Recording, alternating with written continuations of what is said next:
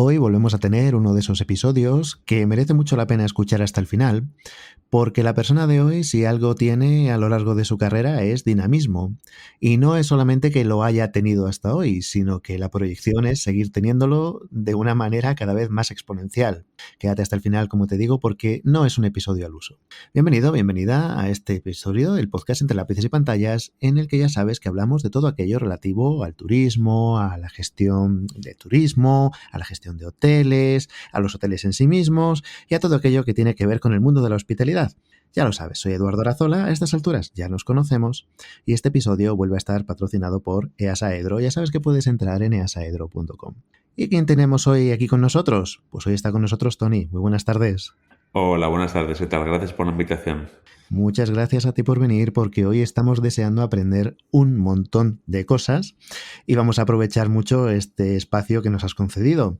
Así que para empezar, la pregunta que hacemos siempre, oye, pues por aquellos que no te conozcan demasiado, ¿quién es Tony y por qué está aquí hoy con nosotros?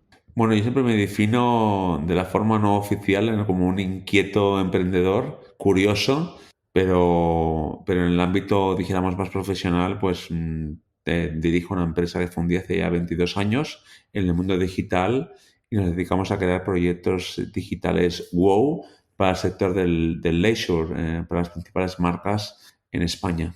¿Cómo podríamos definir cuando hablas del sector leisure? ¿Cómo podríamos encuadrar eso para ver de lo que estamos hablando? Bueno, yo después bueno, durante la pandemia tuve una pequeña reflexión interna sobre un poco hacia dónde iba el turismo y me di cuenta que la palabra turismo, turista, había que transformarla, había que evolucionarla, sobre todo porque había que subirle a un siguiente nivel, ¿no? Y me di cuenta que al final el mismo ciudadano es un consumidor de ocio y al final el ocio para mí es leisure en las diferentes verticales. Es una forma de ver el turismo de una forma mucho más transversal y mucho más enriquecedora. Pues tiene que ver con hospitalidad, tiene que ver con gastronomía, tiene que ver con cultura, tiene que ver con wellness, salud, con deporte. Y es una forma de darle mucho valor, mucho más valor y mucha más dignidad, ¿no? A la palabra de turismo que de alguna forma con el tiempo es como una palabra que la gente rehuye, ¿no? ¿Yo qué te dedicas, no? El turismo, uy, no sé. Yo creo que ahí hemos de dar un paso importante de elevar el turismo hacia el leisure y está demostrado que está funcionando. De hecho, bueno, acabas de mencionar toda una serie de conceptos que hemos ido tratando aquí en el podcast a lo largo de los capítulos de esta serie Hospitalidad. O sea que podemos decir que estamos bastante de acuerdo con esta forma de verlo. Y claro, pues sí que me gustaría entonces a aquellas personas que nos estén escuchando y que estén ahora, pues a lo mejor en ese momento en el que están pensando en dedicarse a esto o no, qué posibilidades laborales pueden tener. Creo que es un episodio, vamos, que vale su precio en oro para que puedas de alguna manera desbloquear esto de si me dedico al turismo, ¿qué es lo que puedo hacer? ¿No? Porque entiendo que hay unas cosas que vienen muy rápido a la mente y otras que no tanto y que tú te has encargado de ir descubriendo y plasmando a lo largo de ya bastante tiempo.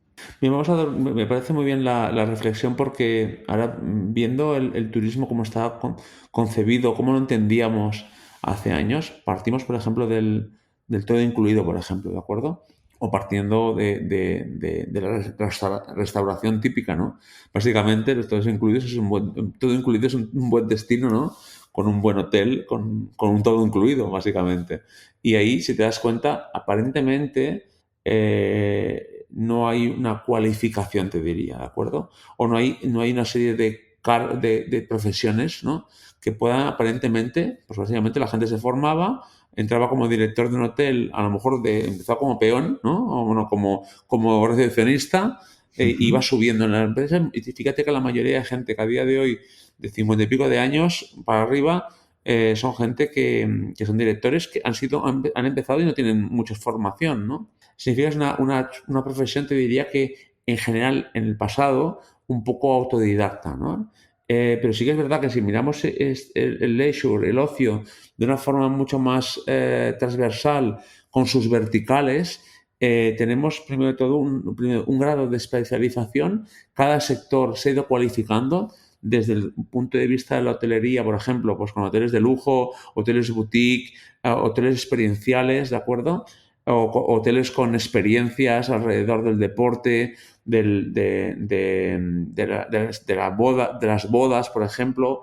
Desde el punto de vista, por ejemplo, de los campings, también se ha elevado a unos campings mucho más hotelizados, con una decoración, unas actividades, unos servicios mucho más complejos, que más allá de simplemente una tienda de campaña, o por ejemplo, en el mundo de la restauración, la gastronomía, con un abanico de colores, ¿no? De servicios, de especialidades. Y ahí hay un segundo punto, ¿no? Que entrando lo que es el mundo del marketing y el mundo de la digitalización y del interiorismo, hay todo el tema del customer experience, todo el tema de interiorismo, todo el tema de fotografía, vídeo, todo el tema de diseño, creatividad, branding. Fíjate que aparecen ahí temas Sonic Branding, por ejemplo, ¿no? Se me ocurren un montón de profesiones que a día de hoy intervienen. Yo, de hecho, en mi empresa lo hago, ¿no? O sea que ahí tenemos, wow, un abanico impresionante. Y aparte, la parte más interesante es que esos talentos están buscadísimos y se paga mucho por ellos. De hecho, bueno, llevamos ya un cierto tiempo hablando de que lo que suponga profesionalización prácticamente en cualquiera de los ámbitos que toca el turismo es algo que se valora bastante precisamente porque muchas veces o durante mucho tiempo hay una buena parte que se ha dejado excesivamente de lado, ¿no? Y que se ha entendido que, bueno, que la formación no era tan necesaria nada más que para puestos a lo mejor de gestión o puestos financieros o administrativos, y por eso se valora tanto cuando alguien realmente decide formarse. Pero más allá de eso, claro, tú llega un momento a lo largo de tu carrera que dices, oye, pues yo veo que aquí hay mucho que se puede hacer de esta manera, como bien dices, transversal, ¿no? Entendemos por transversal que afecta a diferentes, caramba, verticales, ¿no? A Sí, sí, diferentes, no sé cómo decir, porque al final entre vertical y sí, transversal, sí. pues algo como más generalizado, ¿no? Que no es algo tan Sí. específico de un sector o de una parte del sector. Claro, tú llega un momento en el que dices, aquí hay que hacer algo, ¿no? Y a partir de ese momento en el que tú te das cuenta, primero, ¿cómo es que te das cuenta? ¿Cómo te llega a ti ese momento Ah, de lucidez, digamos? Y a partir de ese momento de lucidez, pues, ¿cómo te mueves? Porque da la sensación de que a mm, ti te cuesta muy poco poner algo en marcha a una velocidad endiablada, ¿no? A ver sí. cómo funciona esa Sí. cabeza.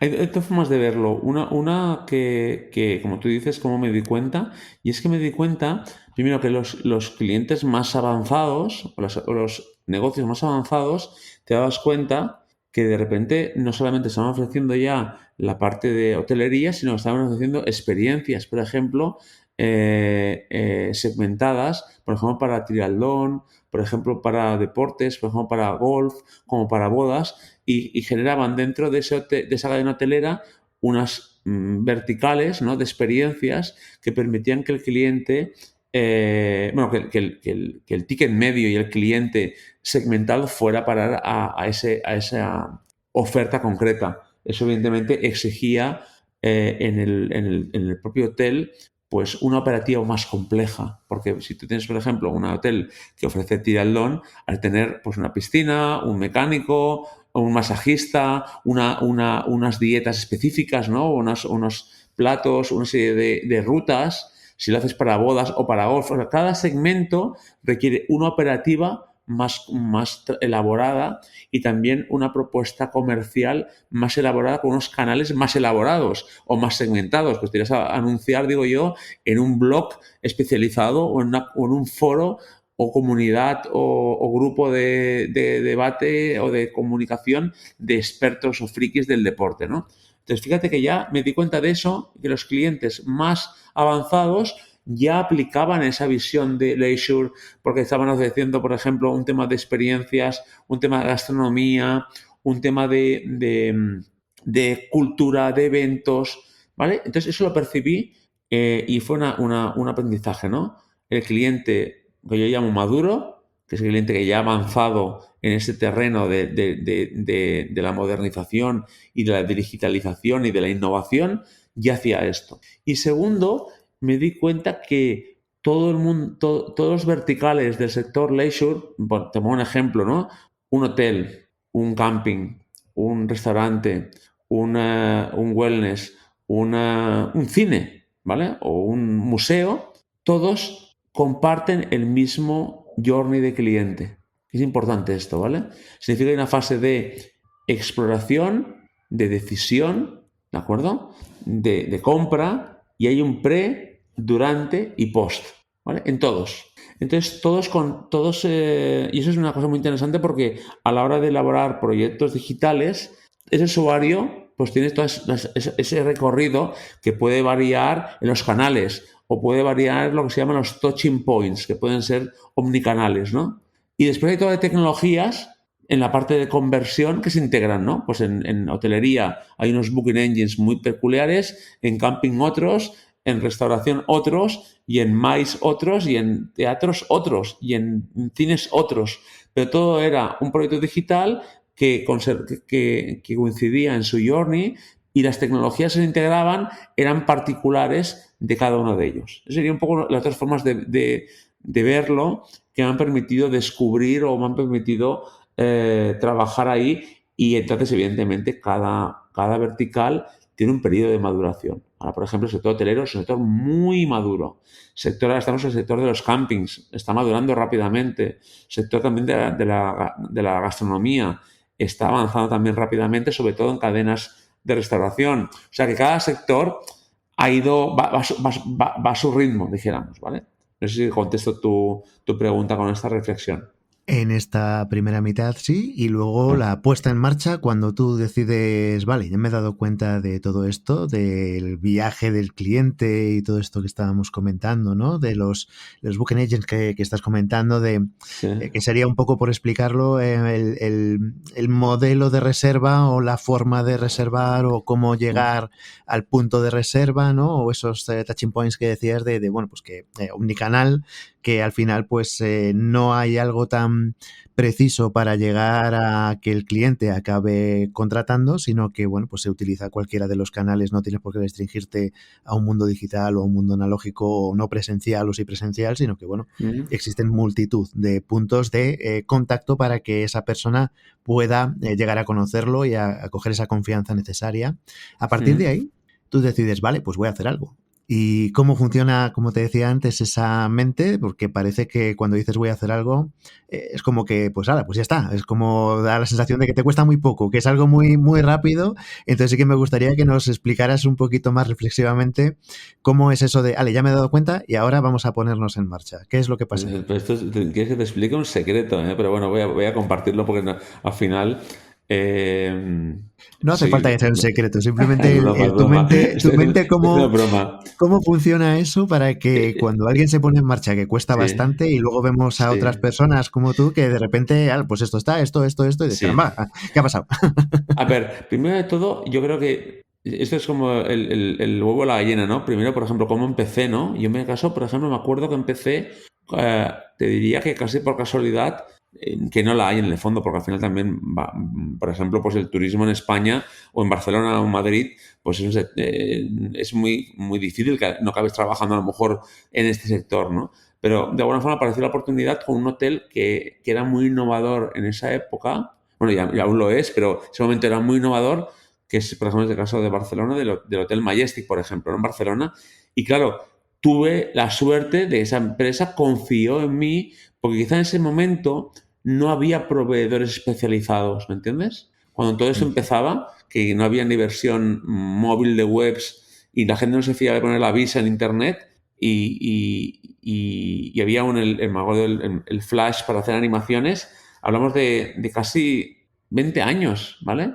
En ese momento, al no haber especialidad, sí que había una mente más abierta en poder probar un proveedor que empezaba de cero en el sector, ¿no? Vamos a decir, porque nunca había hecho antes nada del sector hotelero, ¿ok? O sector del turismo. Ese fue el inicio. ¿Qué pasa? Al haber hecho el Hotel Majestic, sí que se produce un efecto, me acuerdo en ese momento, entre comillas, de que todos los early adopters de esa época nos empezaron a llamar, ¿me entiendes? Porque como en todo sector o en toda revolución, primero quien hace los proyectos o quien se atreve son los más atrevidos y son los que se llaman los early adopters o más innovadores, ¿no? Los más frikis, ¿no? Del tema. Eso sería para que veas un poco el origen de la gallina, ¿no? Para que me entiendas. Pero sí que es verdad que después, cuando yo paso de un segmento a otro, sí que es verdad que algunos son muy parecidos, son primos hermanos. Por ejemplo, un camping, un hotel, ¿vale? Pues tiene mucha similitud y entonces no tengo una problemática, pero sí que la estrategia nuestra, evidentemente, es trabajar con los mejores.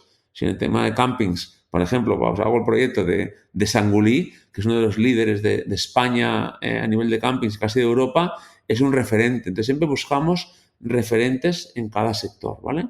Y después hay algunos sectores que son más difíciles. Por ejemplo, el sector de la museística, que también está dentro del sector leisure, es un sector mucho más complicado donde hay una subespecialización.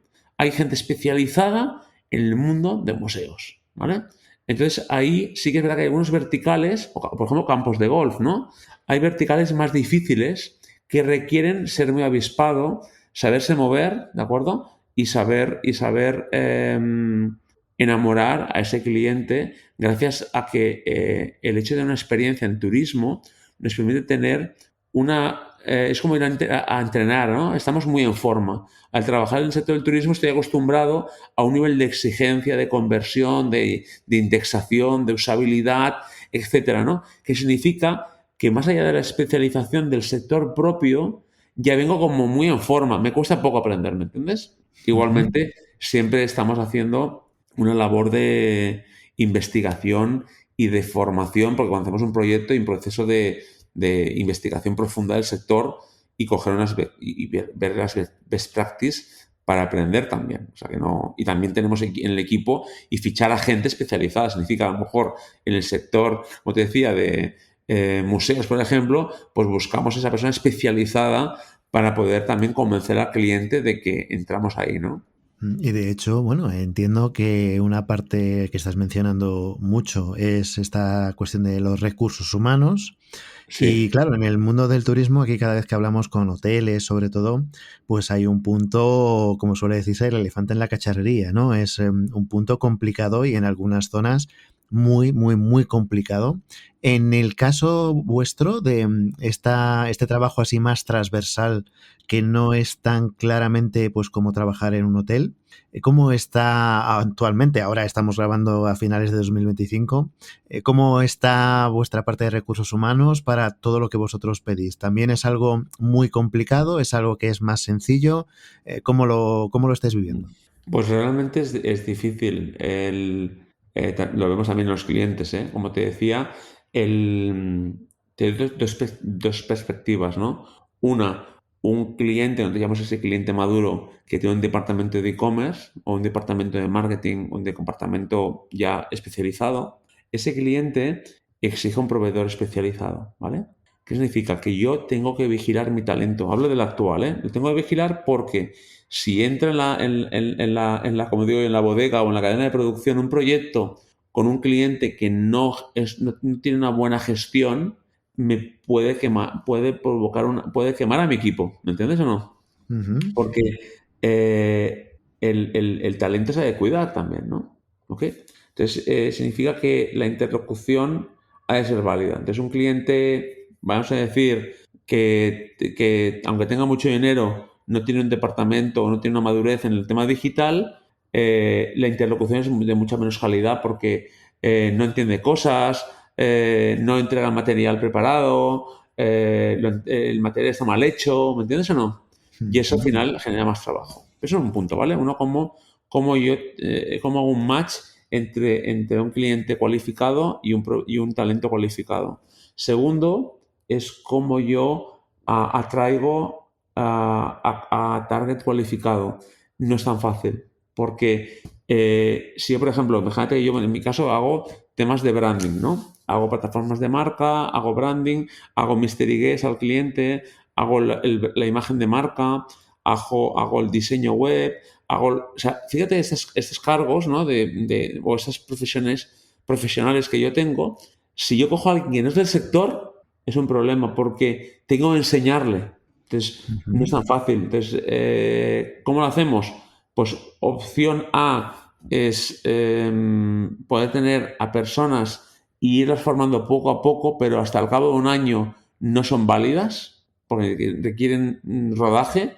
O opción 2, hemos de buscar a gente que ya tenga especialidad en el segmento y no es fácil. No es En fácil. vuestro caso, en vuestra plantilla, ¿es más de ámbito nacional o sois más de diferentes países para hacer un poco ese matching con vuestros clientes? ¿Cómo está actualmente vuestra estructura? A ver, nosotros de momento estamos trabajando para el mercado nacional, con clientes que tienen, o sea, tienen producto internacional, ¿vale? Ujú. Tenemos, no tenemos un equipo muy internacional, en lo que se llama, en lo que nosotros llamamos el core. El core que es, nosotros tenemos tres capas, ¿no? Core, los partners y los freelance, ¿no? El core es la gente que está, dijéramos, en el corazón de la empresa, gestionando proyectos, dirigiendo departamentos y están, dijéramos, en el meollo, como se dice, ¿no? Ahí. Y después tenemos un segundo nivel, que es ese perfil partner, que nos hemos dado cuenta, y ahí sí que hay gente, hay mucha más gente internacional, es perfiles de gente de sobre 40 para arriba que ya han probado, ya han viajado por el mundo, ya han tenido startup, ya han trabajado en la multinacional y al final tienen 2, 3 clientes y trabajan para mí y les puedo dar en part-time, pero no puedo ficharlos, no quieren. Prefieren tener 4 o 5 clientes y sí que dedicarme una cierta exclusividad en mi área y yo a cambio les doy un volumen de trabajo y también les doy identidad, sentido de pertenencia, ¿vale? A una organización. Entonces, en ese nivel de partner o nivel de freelance, sí que trabajamos mucho con gente internacional de todo tipo, fotógrafos, copies, expertos en SEO, branding, experiencia de usuario y sí, pero te diría que en lo que es la parte del equipo de aquí, de Barcelona, casi todos son, evidentemente, puede haber argentinos, puede haber gente, bueno, y de toda España, evidentemente. Tengo gente de Mallorca, gente de Cádiz, gente de Sevilla y algunos teletrabajan también desde diferentes lugares. Ujú. Y de hecho, para explicar un poquito cómo tu figura es tan compleja, yo creo que el jueguecillo este que hacemos aquí algunas veces de ponernos en situación como de un, como se dice ahora tanto, un POV, ¿no? Desde un punto de vista, ¿no? En primera persona, vamos a imaginarnos, yo mismo mañana pues monto un camping o un hotel o un hostal o vamos a pensar en un establecimiento de este tipo, ¿no? De alojamiento. Sí. Y claro, y digo, bueno, pues ya está, ya lo tengo, he construido aquí pues un edificio, por así decirlo, y ahora esto tiene que ser un hotel. ¿Qué es aquello en lo que yo me pongo en contacto contigo y le digo, oye, Tony, ¿en qué me puedes ayudar? ¿Qué te puedo yo a ti contratar para que me ayudes a que este establecimiento que acabo de crear pues funcione, se me llene de clientes, estén contentos, me conozcan? Es que tocas muchas vertientes, entonces, Sí. ¿cómo es esa llamada que te hago para decirte, oye, ¿en qué me puedes ayudar? Para que la gente que nos está escuchando está oyendo palabras de digitalización, etcétera, pero para que lo encuadre perfectamente. Yo tengo un camping o un hotel, te llamo y tú me dices, pues te puedo ayudar, ¿eh? Sí, a ver, si lo acabas de montar, lo estás empezando, te entendería, te asesoraría, te diría que, que yo no te puedo ayudar. Te diría que, te explico por qué, porque en ese momento no tienes la capacidad o de poder tener talento en tu equipo, ¿de acuerdo? A menos que tengas que tu socio sea un experto en digital, ¿vale? O un experto en e-commerce, sino que al principio prefiero que inviertas tus recursos en otras áreas, porque hay un tipo de proveedor que es lo que se llama el 360, que son proveedores que te ofrecen el proyecto digital, el marketing y el motor de reservas a cambio de una comisión, ¿vale? Y te ahorras tener que fichar, ¿me entiendes?, a un equipo de e-commerce, ¿me entiendes? Lo que quiero Ujú. decirte. O sea que lo que yo haría es asesorarte y diría, no te conviene hacer el proyecto conmigo, ¿me entiendes? Porque, como siempre digo, te haré un Ferrari, pero te hace falta conductor y gasolina. ¿Entiendes? No. Sí, sí, sí, Sin efectivamente. conductor, va a estar el Ferrari en el parking. Y sin gasolina, también. O vas a pegarte una hostia con una piña con el coche, no vas a saberlo conducir, porque te voy a dar una serie de herramientas estrategias que te van a sonar a chino, ¿vale? O que no vas a saber aprovechar. O sea, va a ser una inversión y hay que tener en cuenta cuando haces un proyecto digital potente, a veces cuesta más la gasolina que el coche. Marketing, contenidos, fotos, vídeos, etc, etc. ¿Vale? Entonces, lo que yo te diría es, primero, te diría, prefiero que inviertas en otro tipo de cosas, como que, no sé, que hagas un buen branding o que hagas un buen producto, unos buenos contenidos, pero en definitiva yo te diría eso y seguramente estarías 1 o 2 años en ese tipo de empresas que te van a permitir, pagarás más comisión, tu resultado será no súper óptimo, porque al final no es lo mismo que tener una persona en el equipo, pero cuando lleves ya 1 año o 2, dirás, oye, estoy pagando de comisión cada año, no sé, un 4%, un 3%, estoy pagando, no sé, imagínate, si facturas por tu negocio, imagínate tu negocio factura 2 millones de euros al año. Pues la estadística dice que más o menos como mínimo un 25% puede ser por canal digital. Como mínimo significa 250.000 euros. Si estás pagando un 4% de comisión de ese dinero, pues imagínate lo que te supone, ¿vale? Cuando ese importe quieras ahorrártelo, ¿me entiendes? O quieras reducirlo, en vez de al 4 pagar el 1, significa invertir ya en tu propio canal digital, en tu propia página web, en una persona que te lleve el canal digital, en marketing, en contenidos, etc, etc, etc. Entonces, en ese momento sí que es el momento de hacerlo. Al día te digo, en un periodo más de maduración. Pero al principio no te lo recomendaría, a menos que me digas, no, Tony, si hemos montado una empresa y aquí somos 5 socios, hemos invertido tanto dinero, ¿me entiendes? Y es un proyecto que ya nace maduro, ¿me entiendes? Porque el equipo que lo forma es la hostia, es muy bueno.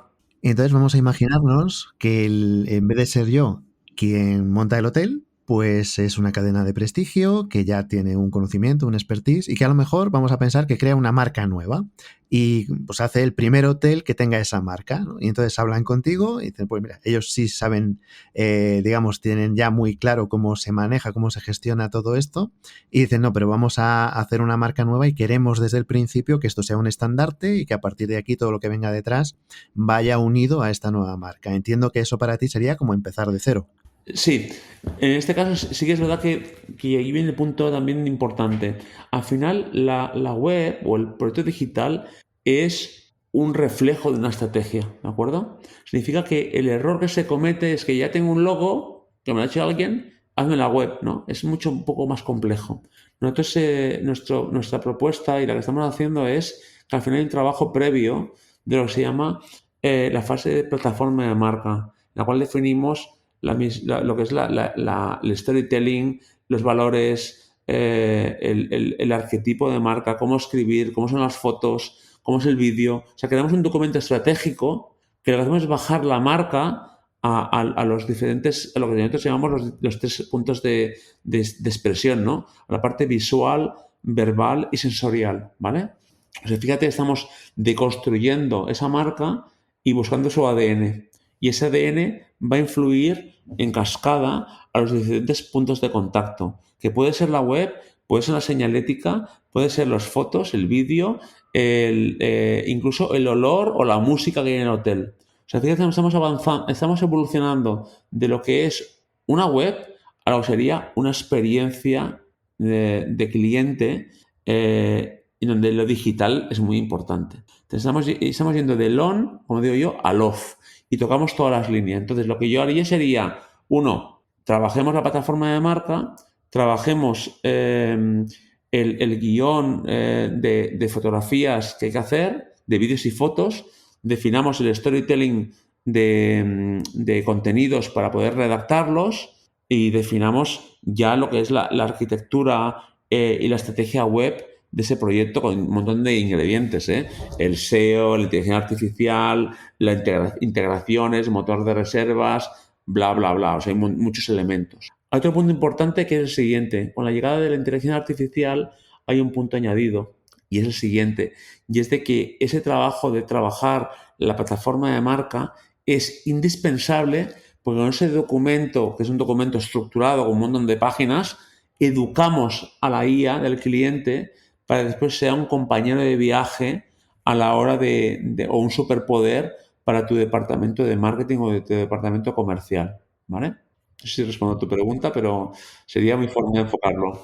Esto último sí que es algo que probablemente muchas de las personas que nos escuchan se estén preguntando, si con la implementación de tanta inteligencia artificial, si eso supone un problema para ellos o no. Y esto que acabas de decir yo creo que es una buena manera de explicarlo. Al final se trata de esa palabra de educación, ¿no? De hacer que te vaya conociendo para que vaya siendo un compañero para todo lo que vayas pidiendo. Realmente si ya te conoce, te va conociendo cada vez más, vas centrando mucho más el tiro, ¿no? Entiendo que con el tiempo es algo acumulativo que va siendo cada vez más interesante y de ahí que tenga tantas páginas. Sí, bueno, hago la respuesta ya incorporando un tema que seguramente es clave, es el tema de la inteligencia artificial, ¿no?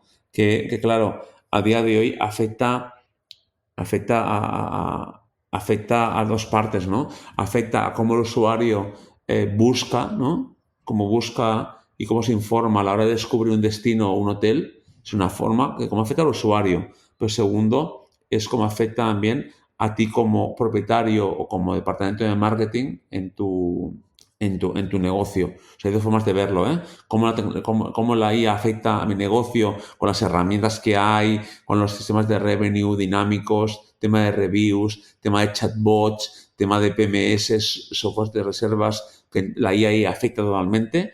Y después cómo la IA afecta a tu empresa y cómo te ayuda también a los diferentes departamentos. Y entonces cómo busca al cliente.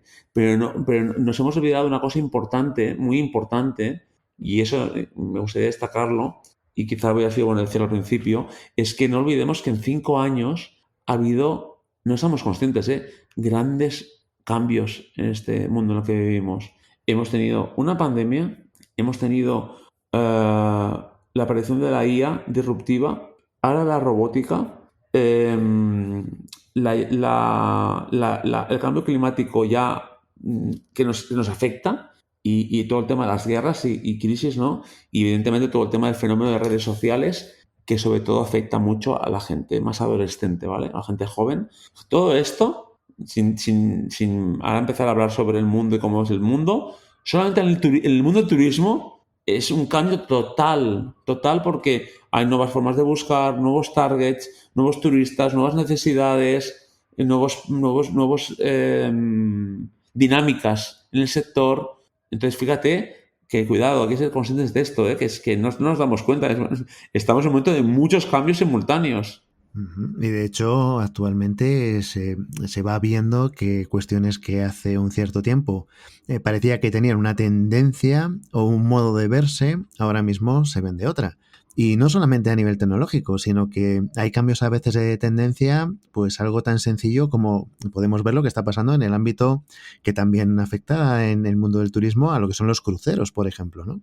Que hace no demasiado tiempo se percibían como algo más como masivo, como algo más de un cierto carácter y de un tiempo a esta parte se han convertido en objeto de deseo de muchísimas personas con un crecimiento abrumador Sí. que las navieras están construyendo y construyendo unos artefactos cada vez más grandes y unos barcos con cada vez más capacidad y mejores y llegando a un target cada vez más exigente, ¿no?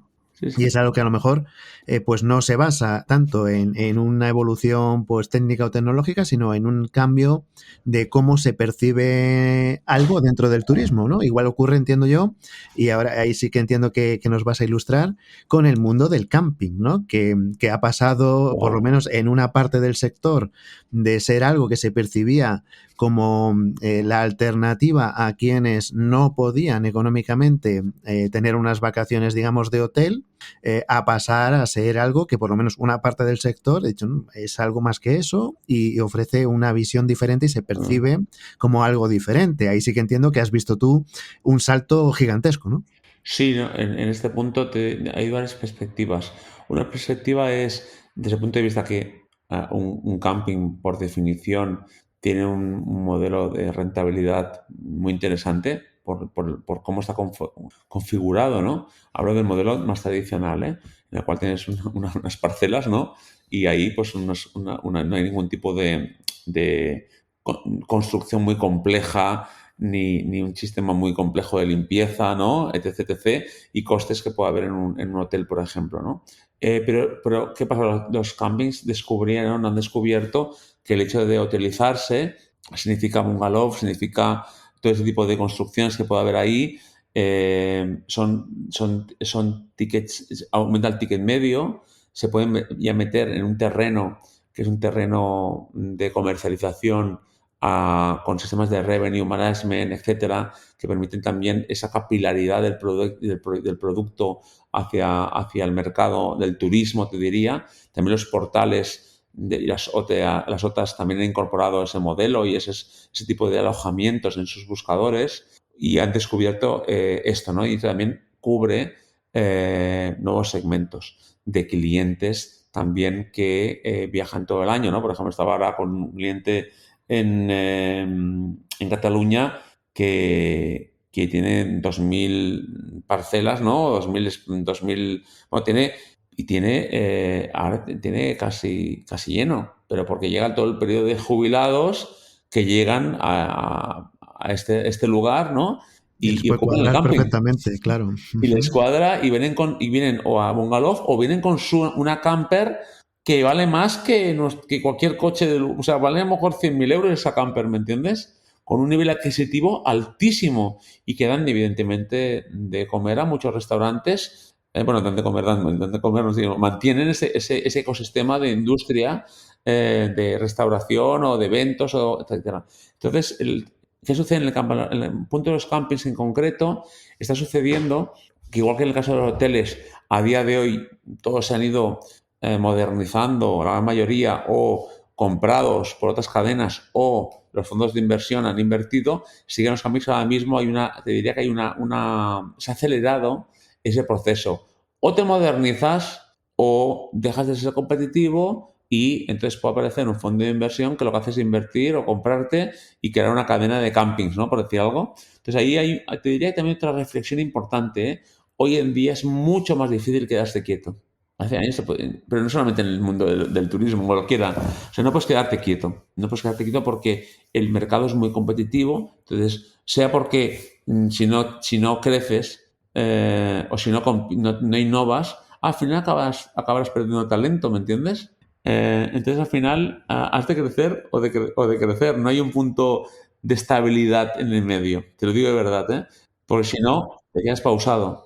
Esto que estás diciendo me parece muy interesante porque hemos hablado de ello anteriormente aquí, por ejemplo, cuando ha ocurrido esta compra de Barcelona en el ámbito rural y teníamos una conversación que me parecía interesante, te lo resumo rápidamente, y era que yo decía que es una operación a corto plazo y otras personas me decían que es una operación más a largo plazo. ¿Por qué decía yo que es una operación a corto plazo? Porque creo que en este sector turístico, donde hay estos agentes tan potentes y tan grandes, si lo que haces funciona, va a tardar muy poco, lo que decías antes, en aparecer un mega monstruo. Si Barcelona ya de por sí es un elemento ya grande, hay Sí. otros que son todavía mucho más grandes y si funciona, vienen con todo eso y ya entras en competencia otra vez, y si no funciona, el experimento lo has hecho tú.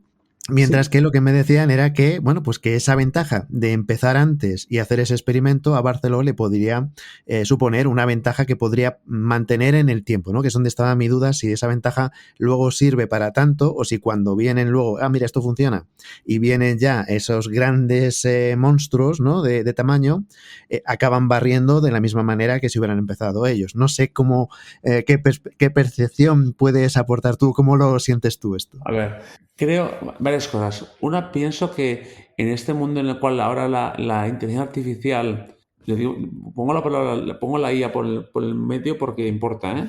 Al final, la IA o todo lo que es el contenido, o sea, no verificable, hay mucho contenido falso, hay mucho fake news, etcétera.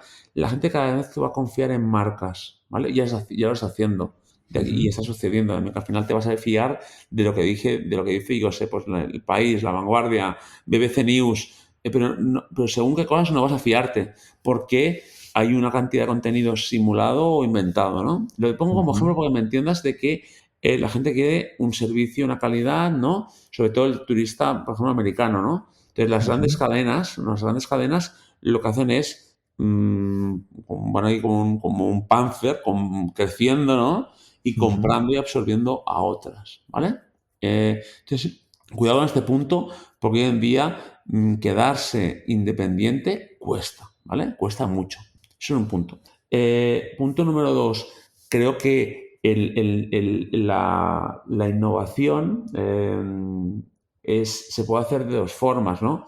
Opción A, si tienes una empresa, vamos a decir, de toda la vida, ¿vale? Con una estructura de toda la vida y unos procedimientos de toda la vida, innovar desde dentro es muy difícil, ¿no? Entonces, a veces lo que se hace es hacer lo que se llama trabajar en un modelo de Open Innovation en el cual tú al final localizas a lo mejor una cadena o una startup que lo está haciendo muy bien, ¿me entiendes? Y lo que haces es absorberlo, ¿me entiendes? En tu cadena o absorberlo en tu empresa, pero sin que le afecte vamos a decir, la burocracia, los procesos, los sistemas. Digamos que están frescos, ¿no?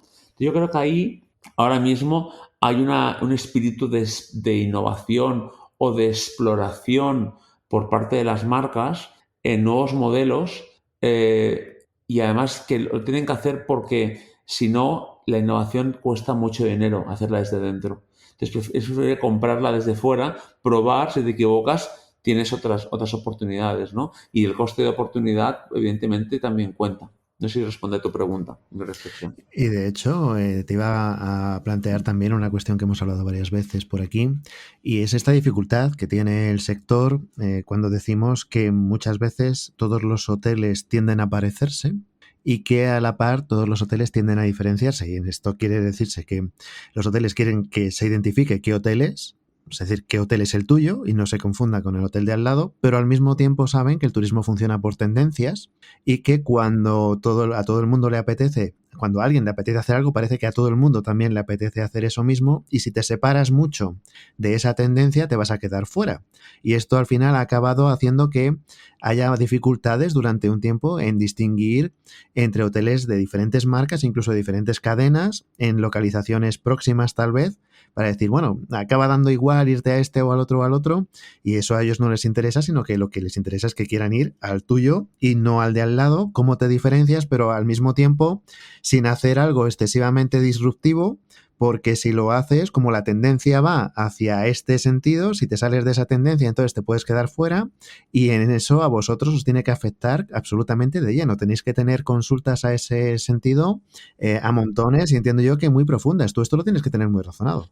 Bueno, yo al final, o sea, una cosa es la tecnología o el framework, que al final, yo al final, te pongo un ejemplo, yo tengo un gestor de contenidos, se llama Bento, que puede alimentar una web A, B o C, da igual cómo sean, ¿vale? Pues es la tecnología, al final lo que hace es buscar transversal, economía de escala en ese sentido, ¿vale? Otra vez cómo lo pintas, ¿me entiendes? Cómo lo pintas significa, cuando digo cómo lo pintas me refiero hablamos de, por ejemplo, del interiorismo, ¿no? Hablamos de la decoración. Hoy en día, una gran mayoría de productos hoteleros tienen un nivel, son un poco, hablando un poco en confianza, vamos a decirlo así, cartón pluma, ¿me entiendes o no? Porque es una decoración que puedes cambiarlo en un año entero, esa decoración, ¿me entiendes? O ese estilo. Eso aplica Sí, también sí. al lentamente. Entonces significa que el mundo del turismo ha de ser suficientemente hotelero en este caso, han de ser muy versátil y muy ágil, porque esto varía muy rápido. Entonces hay que tener ¿Y la agilidad de poder cambiar o tener submarcas paraguas o submarcas que permitan atacar a nichos diferentes, pero al final hay una gran marca por encima que te permite tener un loyalty, por ejemplo, global de marca, pero con verticales muy segmentadas por nichos muy concretos. Eso te iba a preguntar, ¿tú crees que la tendencia esta que ha habido precisamente a generar tantas marcas dentro de las cadenas para intentar especializarse, ¿tú crees que es algo que va a ir a más o que va a ir a menos? Es decir, tú, una cadena hotelera que tiene a lo mejor, pues llega un momento en que tiene 30 marcas o que tiene incluso 40 marcas, ¿no? Y parece que como que son muchas, ¿no? Y llega un momento en el que dices, pero ¿realmente hay tanta diferencia entre ellas como para poder existir? ¿No estaría más lógico que se fusionaran y aquellas que son tan similares quedaran ya pues hecha una única marca? ¿O tú crees que la tendencia es a decir, tienes 40, pues vas a tener 60? Primero, hemos de partir del por qué. El por qué significa, o mejor dicho, un poco rascar en el por qué ha sucedido esto, ¿vale? Primero, evidentemente, si soy una cadena que ahora mismo estoy creciendo y tengo dinero para invertir, ¿qué tengo que hacer? Voy adquiriendo marcas, ¿me entiendes? Y de momento no las toco porque están funcionando, ¿me entiendes? Y en un futuro veo cómo puedo integrarlas dentro del paraguas mío. Algunas de las cosas que compraré las transformaré a mi modelo y a lo mejor van a pasar a mi portfolio de marca global y algunas las mantengo. Entonces, lo que hemos visto es opción A, sobre todo con marcas que vienen del pasado, ¿vale? Yo mañana si compro una marca que lleva 40 años en el sector, o 30 años o 20 años, cuidado, porque esa marca tiene un impacto de marca, o sea, un conocimiento de marca, una reputación en Internet, pero también en la mente de las personas, ¿vale? Que cuidado, no toques el juguete, ¿me entiendes? Porque funciona. Entonces, eso es un tema. O sea, de que no es tan fácil absorber una marca y que esa marca la borre, ¿me entiendes? Y la ponga en mi portfolio de marca global. Y ahí es un tema que está sucediendo y lo estamos viendo algunos clientes de Mascaró en ese sentido, ¿vale? Entonces, como mínimo, en los 5 primeros años, te diría que hay un proceso en el cual convive la marca, entre comillas, antigua, la que ha sido comprada o adquirida, ¿de acuerdo? Y sí que a nivel de operativa o a nivel de sistemas o a nivel de procedimientos, o sea, se busca una economía de escala y aprovechar recursos corporativos, ¿vale? Eso es un tema. Otra cosa es que la marca decida crear nuevas marcas, ¿vale? ¿Ok? Significa que detecta que hay un nicho en hoteles boutique urbanos, ¿me entiendes? Y yo soy una cadena vacacional, ¿me entiendes? Y me meto ahí y creo ese nicho de producto y creo una marca para ello, sea porque compro una pequeñita o sea porque creo una marca de cero. Y eso lo puedes estar viendo, lo hemos visto, por ejemplo, con cadenas, por ejemplo, como Only You, por ejemplo, ¿no? O como Bless, ¿me entiendes? Entonces, ves cómo son marcas que tienen una creación que han acertado los fundadores muy, muy sofisticado en un target, en un tipo de producto, un tipo de destino muy concreto y teniendo en cuenta que la cadena principal, ¿me entiendes? A lo mejor era más una cadena que no venía del mundo de los hoteles urbanos, ¿me entiendes? Y en ese sentido yo te quería preguntar, porque efectivamente al mismo tiempo que hemos ido comprobando cómo marcas que no pertenecen tradicionalmente al sector turístico están poniendo su nombre al servicio del sector turístico, y hemos hablado aquí pues de la Torre Porsche o la Torre Bentley o de hoteles de a lo mejor pues de Dolce Gabbana, que bueno pues teníamos la curiosidad, ¿no? De saber si estas marcas que tienen el prestigio por bandera al hacer proyectos que no pertenecen a su ámbito nativo, sino que entran en el sector turístico, si estaban funcionando bien, y la respuesta ha sido abrumadoramente positiva. Es decir, Sí, que sí. todo el mundo nos ha dicho sí, o sea, ponen el nombre y es que se aseguran de que ese hotel sea fantástico, ¿no? Porque lo que tú decías antes va unido al nombre de la marca, pero sí que te quería preguntar otra cosa y es a lo que vosotros percibís en vuestra esfera, lo que es la cadena como tal quiere percibirse o no. Y te voy a poner el ejemplo más claro de todos. La cadena más grande del mundo, Marriott, que hace relativamente poco pues creó este nombre de Marriott Bonvoy, ¿no? De sistema de puntos, de fidelidad, que afecta a todas las marcas de Marriott, que son ya más de 30 en este momento, y que mucha gente pues conoce lo que son esas marcas, a lo mejor Ritz-Carlton, St. Regis, Luxury Collection, W, lo que sea, ¿no? Sí. Y a lo mejor no tiene tan claro que detrás de eso hay un mismo paraguas, es todo una misma, digamos, empresa, ¿no? Un mismo grupo. Y les ha apetecido que figurara eso de Marriott, aparte de ser una marca en sí, ¿no? Tiene varias marcas que empiezan por el propio nombre Marriott, pero que figurara como que la gente se diera cuenta de que ir a San Regis o ir a W al final estás yendo a Marriott, ¿no? Esto, que en este caso sí que, bueno, se ha visto de una manera clara, ¿tú cómo lo percibes desde el punto de vista de lo que os llega a vosotros? ¿Crees que las cadenas que están detrás de las marcas tienen voluntad de que se las conozca o al revés, prefieren que la gente identifique pues las marcas en sí y que se fije en esa marca y que no le preocupe si este camping es del mismo grupo hotelero que hace, pues por ejemplo, un hotel o hace un co-living o lo que sea, y que no se preocupe por eso, que entienda que cada cosa es diferente? ¿Cómo lo percibes tú? Vale. ¿Cómo os lleváis vosotros? Primero que todo, pienso que depende de qué tipo de turista. No es lo mismo el turista americano, por ejemplo, que el turista español o el turista italiano. Cuidado en este punto, ¿eh? O sea, el turismo americano es más proclive a esto. O te diría incluso en inglés, pero el americano seguro, ¿vale? Significa que ese cliente va a una tipología de hoteles o una marca, ¿me entiendes? Y como tienen huella en todo el mundo, ¿me entiendes? En ese hotel, ¿no? También pasa con hoteles españoles, alguna marca española en vacacionales, no digo que no, pero sí que tiene una mancha de aceite brutal en el mundo, ¿de acuerdo?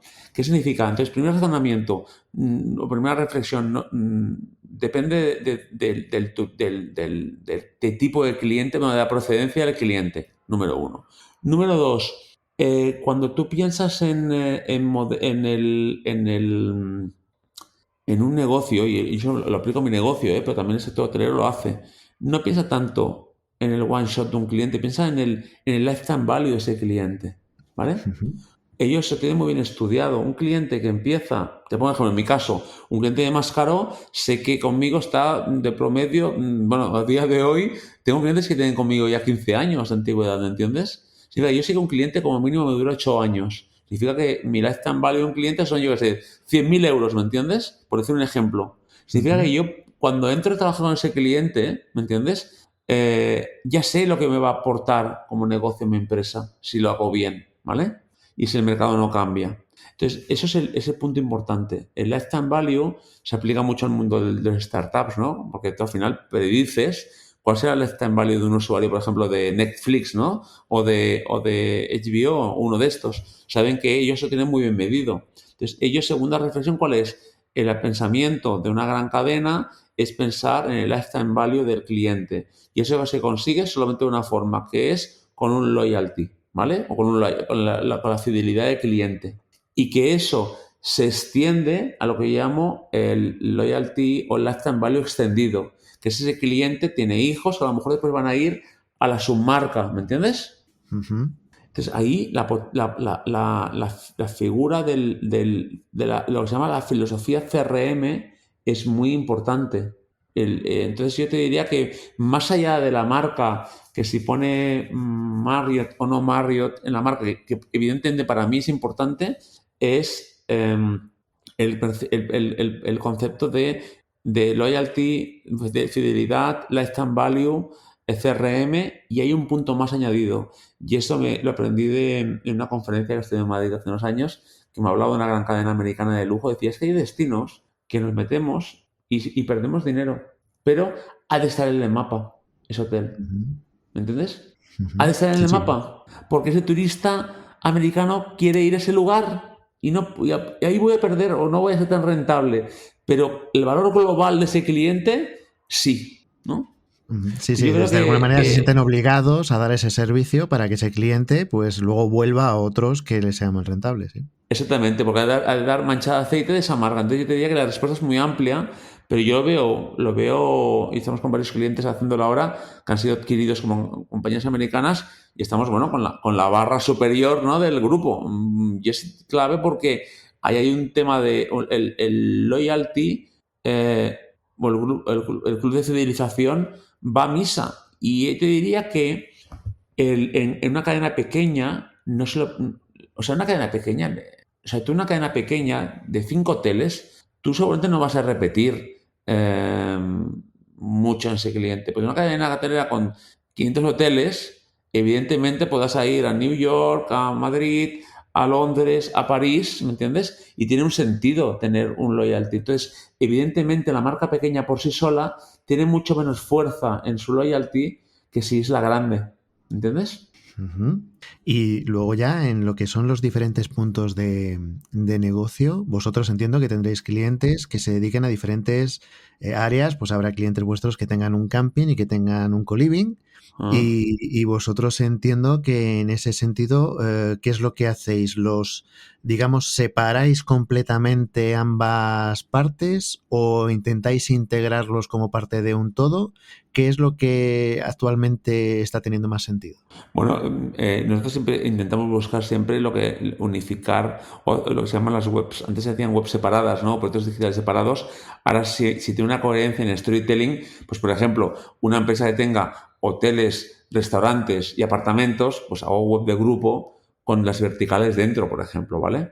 En algunas otras, por ejemplo, como hemos hecho en el caso, por ejemplo, de Smart Rental, todas las verticales están dentro de la web de grupo, ¿me entiendes? Cada una con su propia personalidad, pero están dentro de la marca de grupo porque queremos también reforzar la marca de grupo, ¿no? Entonces, yo creo que aquí el... Estuvo por aquí Carlos Sí, Escoda en el sí, podcast y cuando nos decía la web que visitar al final del episodio nos decía es probablemente una de las pocas webs que puedas encontrar co-livings, hoteles claro, y un montón de diferentes aspectos dentro del mundo de la hospitalidad sí. dentro de una única web, ¿no? Pero en este caso porque hay una marca paraguas y hay una estrategia de marca detrás de ello, pero sin perder las verticales, ¿no? Pero sí con un Booking Engine integrado, un Loyalty integrado, ¿me entiendes? Que da cobertura a todo ello. Entonces también es un tema de economía de escala, de costes y de escalabilidad. Que si mañana adquieres un negocio nuevo, en 24 horas ya lo tengas publicado en la red, ¿no? Pero yo estoy en este punto bastante focalizado, ¿eh? Hoy estamos en un mundo ahora mismo de marcas y una marca con reputación, como tú decías antes, esas marcas de hoteles que tienen marcas que no vienen del sector, es porque es tan valiosa una marca que pivotarla o desplazarla a segmentos compatibles es relativamente fácil. Lo que quiero decirte, por ejemplo, digo yo, Mascaró no la puedo mover hacia hacer, no sé, limpieza de hoteles, ¿me entiendes o no? La Ujú. puedo, la puedo trasladar o la puedo ampliar a, por ejemplo, pues imagínate, ahora estamos trabajando temas desde hace años de branding o de contenidos o de storytelling o de incluso tecnología. Pero hay territorios que no puedo ocupar. No puedo lanzar, digo yo, una colonia enmascarada, ¿me entiendes lo que decirte? Ujú. Pues hemos de ver mi marca en qué territorios puede moverse o en qué negocios y el cliente dirá, ah, claro, es lógico. Es que no sé, digo yo, que Hard Rock, digo yo, tenga restaurantes, ¿no? O que tenga hoteles, o que tenga tiendas. ¿Entiendes o no? Entonces hay que Ujú. ver hasta qué punto una marca puede desplazarse a unos territorios que sean alineados a su storytelling. Entonces, lo tengo clarísimo y es el valor de las marcas. Con lo que cuesta hoy en día construir una marca de cero, cuesta muchísimo. Pues lo mejor, por eso muchos fondos, ¿no? Están invirtiendo en marcas. No sé, me ha sido hoy que he leído que un fondo de inversión ha comprado el Atlético de Madrid, ¿no? O sea, ¿me entiendes? La gente quiere comprar marcas. Sí, sí, de hecho, lo que hablábamos en otro episodio, ¿no? Con esto que decía antes de pues, un hotel a lo mejor de Armani, ¿no? Armani tiene una marca y bueno, se crea un hotel de Armani. Había dos formas de interpretarlo, o con desconfianza, por decir, oye, es que Armani pues no es hotelero, o con confianza, es decir, si es Armani ya se habrá preocupado de que ese hotel funcione perfectamente. Y hemos preguntado en varias ocasiones y el resultado en todo este tipo de marcas, si te digo Armani, como Viceroy, por Sí, sí, sí, ejemplo, que hace sí. relojes y también hoteles ahora, bueno, pues parece ser que el resultado es abrumadoramente positivo. Es decir, que un hotel Armani es un hotelazo y que un hotel Dolce Gabbana es un hotelazo. Es decir, que se aseguran, o que un condominio de Porsche, por ejemplo, o de Bentley, pues también son grandes lugares para estar, ¿no? O sea, sí que se aseguran que esa marca se respalde. Pero es porque heredan los valores de marca y el posicionamiento de la marca. Digo yo, si yo mañana montara, digo yo, un hotel McDonald's, ¿me entiendes? Pues imagínate, yo mismo me puedo imaginar cómo sería, ¿me entiendes o no? O sea, Sí, que lo que quiero decirte es que la marca está posicionada en una serie de valores, reasons to believe, bueno, hay una serie de elementos de la marca que son su ADN, que la gente los tiene en la mente, ¿no? Entonces, si yo mañana me digo, monto un hotel, digo yo, McDonald's, pues ya me puedo imaginar, seguramente, podría imaginar cómo sería, ¿me entiendes o no? No sería un hotel ujú, seguramente de lujo, ¿no? Intuyo. ujú. Sin embargo, si Armani monta un hotel con su marca, ya calculo que es un hotel de lujo en el cual hay un tema de moda por ahí metido, un tema de estilo, de olores, de excelencia, ¿no? Y son targets diferentes. Sí, sí, de hecho está funcionando y refuerza esto que estás diciendo del valor de la propia marca en todos los sentidos. Aquí hemos tenido diferentes personas de algunas de las marcas pues, más reconocidas, como el caso de Ritz-Carlton, por ejemplo, y oyendo hablar a diferentes personas en diferentes países de esta misma marca, pues nos hemos dado bastante cuenta o ha quedado bastante patente el poder que tiene y cómo hay una filosofía detrás, mucho más allá de lo que dice ahora mismo Tony, ¿no? De más allá del logo.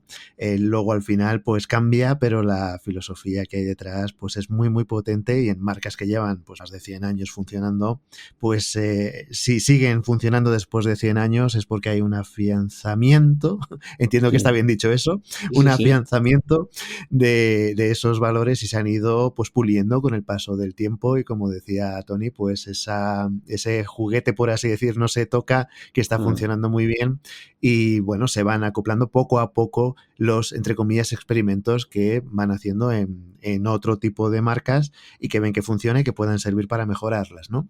Yo creo que bueno, pues en esta horita que hemos estado hablando hemos dado un poquito de perspectiva de que se puede trabajar en el mundo de la hospitalidad, el turismo, el leisure, como dice Tony, desde un punto de vista transversal en una profesión como es esta de, vamos a llamarla, ¿la llamaríamos digitalización o cómo la llamarías tú? Para, no sé si podríamos definirlo con no, un término, es complicado, ¿eh? hay una palabra que está muy de moda, que es se llama el phygital, que Ah, el mira, mundo vale. físico digital, ¿no? Es ese punto digital, omnicanalidad, ¿no? Pero sería el digital.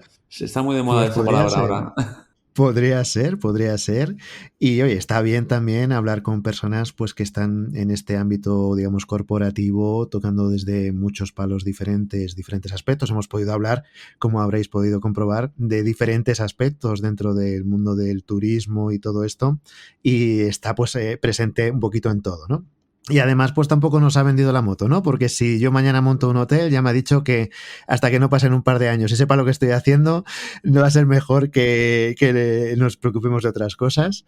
Y bueno, y pues eso siempre también es una actitud y también forma parte de la marca y merece la pena reseñarlo. Yo entiendo que si buscamos para dejar en las notas del programa, dejar un enlace para que la gente te encuentre, ¿cuál crees tú que sería? Pues no sería, bueno, la web de Máscaro, que es mascaro.com, o que ponga mi nombre en internet y me van a encontrar rápidamente. Sí, es que es bastante fácil. Actualmente aparecerá una foto con Tony con unas letras ahí cargadas en brazos y con el tiempo pues esa imagen irá variando según la situación, pero vamos, va a ser bastante sencillo que lo encontréis, así que animaros y investigarle un poquito a ver hasta dónde llega ese conocimiento.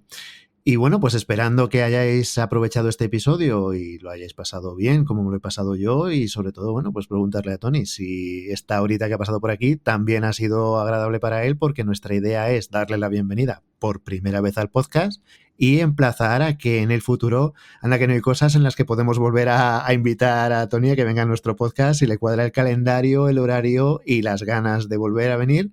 Eso es lo que nos va a decir ahora, si se lo ha pasado bien como para poder volver otra vez con nosotros. Sí, no, muchas gracias. Me ha parecido una entrevista muy, muy potente, muy interesante.